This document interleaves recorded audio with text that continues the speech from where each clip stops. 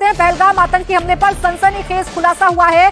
आतंकियों ने सभी टूरिस्ट को नीचे बैठाया था। सूत्र ये बता रहे हैं आतंकियों ने पर्यटकों को सिर झुकाने के लिए कहा था। सिर झुकवाने के बाद आतंकियों ने गोली मारी थी। तो जैसे जैसे इस बर्बरता से पर्दा उठ रहा है वैसे वैसे हैवानियत की एक एक हद को पार करते हुए ये हैवान नजर आ रहे हैं, ये आतंकवादी नजर आ रहे हैं। इन आतंकवादियों के जहन में कितनी नफरत भरी गई होगी ये अंदाजा आप लगा सकते हैं कि वो निहत्थे पर्यटक, जो मासूम पर्यटक हैं, जो कश्मीर में घूमने के लिए आए हैं, जो कश्मीर की वादियों में बैठे हुए हैं, जो बिल्कुल इस तरीके से इत्मीनान में हैं कि अब वो यहाँ से छुट्टी बिताने के बाद अच्छी यादें लेकर अपने घर पर जाएंगे, उन निहत्थे पर्यटकों को नीचे बैठाते हैं, सिर झुकवाते हैं और फिर उन पर हमला शुरू कर देते हैं, फिर उन पर गोलीबारी शुरू कर देते हैं। ऐसे बर्बर आतंकवादियों का हिसाब होना बहुत जरूरी है और उनका हिसाब कैसे होगा, उसका हिसाब कैसे लिया जाएगा, उसका बदला कैसे लिया जाएगा, ये भारत बखूबी जानता है। अभी तक इस आतंकी हमले के बारे में जो जानकारी मिली है उसके मुताबिक आतंकवादियों ने पहचान पहले देखी,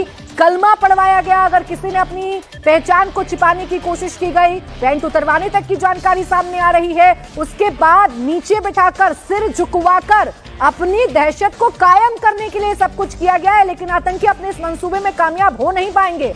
कश्मीर से भी उनके खिलाफ अब जो पूरी तरीके से नारेबाजी है वो देखने को मिल रही है, गुस्सा जो है वो देखने को मिल रहा है। तो मंसूबे चाहे कितने भी नापाक देवेंद्र रहे हो, कामयाब नहीं हो पाएंगे। 26 लोगों के आपने जान तो ली, लेकिन जो मंसूबा था उसे भारत पूरा नहीं होने देगा।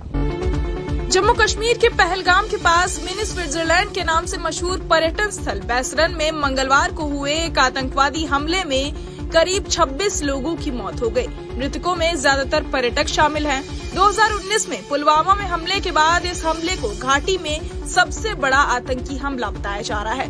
पहलगाम के इस हमले में उत्तर प्रदेश के कानपुर के शुभम द्विवेदी भी मारे गए हैं। अभी 2 महीने पहले ही 12 फरवरी को शुभम की शादी हुई थी।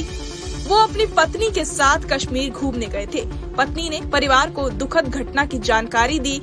पत्नी ने रोते हुए बताया कि आतंकवादियों ने पहले नाम पूछा और फिर सिर में गोली मार दी। शुभम कानपुर जिले के सरसौल क्षेत्र हाथीपुर गांव के रहने वाले थे।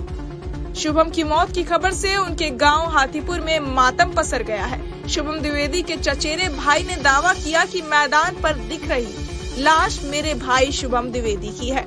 आतंकियों ने नाम पूछा और गोली मार दी। मेरी भाभी को आतंकियों ने छोड़ दिया, कहा कि तुम्हें नहीं मारेंगे, जाओ अपनी सरकार को बता दो।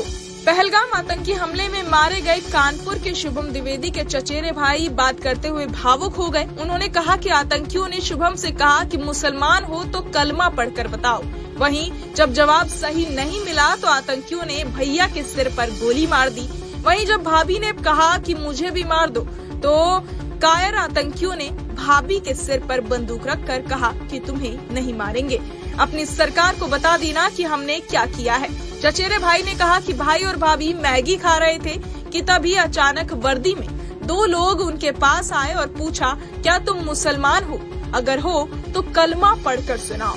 हालांकि जब जवाब सही नहीं मिला तो उनकी हत्या कर दी गई। उन्हें गोली लगते ही भाभी खून से लाल हो गई। सरकार को इस घटना का मुंह तोड़ जवाब देना चाहिए ताकि आतंकी इस तरह की कायराना हरकत ना करे और किसी भी हिंदुस्तानी पर गोली चलाने से पहले सोचे। इधर पहलगाम टेरर अटैक के बाद यूपी डीजीपी प्रशांत कुमार ने निर्देश जारी किए हैं। पूरी पुलिस फोर्स को हाई अलर्ट पर रहने के लिए निर्देश दिए गए हैं। धार्मिक स्थलों, पर्यटन स्थलों पर अतिरिक्त सतर्कता बरतने और संदिग्ध लोगों, वाहनों की चेकिंग के निर्देश दिए गए हैं।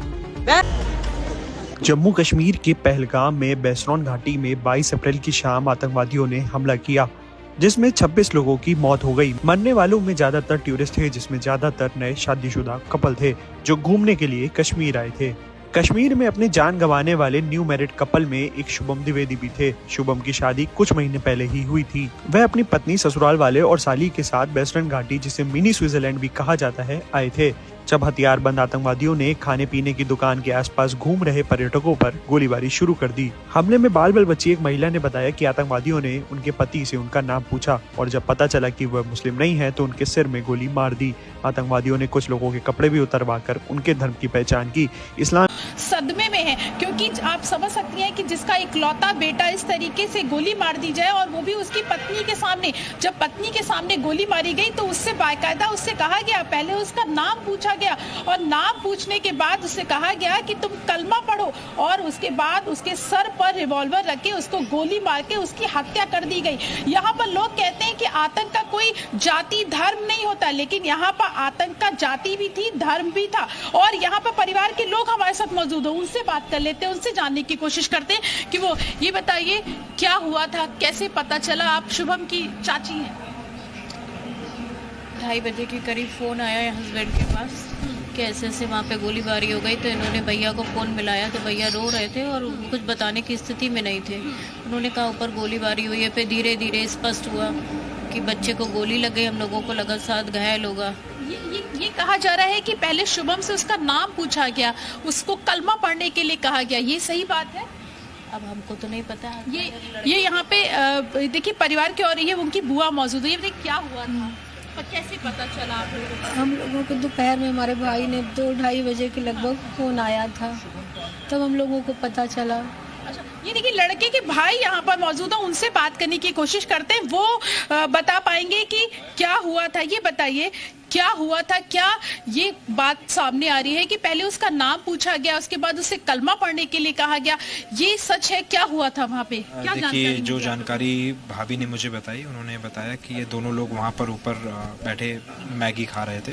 करीबन 2 या 3 लोग वहाँ पर वर्दी में यूनिफॉर्म में अंदर आए और उनमें से एक ने पूछा कि क्या तुम मुसलमान हो।